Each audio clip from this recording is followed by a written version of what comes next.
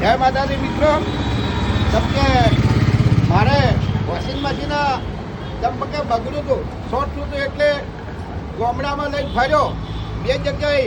પણ કે આજે હમું ખાલી હમું કરું એમ કરતા કરતા દાડા ગાજ્યા. પણ મેં કીધું હવે આ ના હમું કરી કે કેમ કે 2 પોના લીધ બેઠા હતા હમું કરી ગયા નથી. પણ લાલા મને પાટણ જવા છે અને પાટણ હોય આવ્યો આમ હમણાં જોડે આવ્યો તો આજે મારું વોશિંગ મશીન તૈયાર કરીને મને આપી દીધું છે. તો ગામડાની અંદર 2 પોના લીધ બેઠા હોય બેસી રહેવાય ને અને વસ્તુ સારી અમી થાય ને. ફ્રીજ છે, વોશિંગ મશીન છે, દરેક વસ્તુ લીધી છે.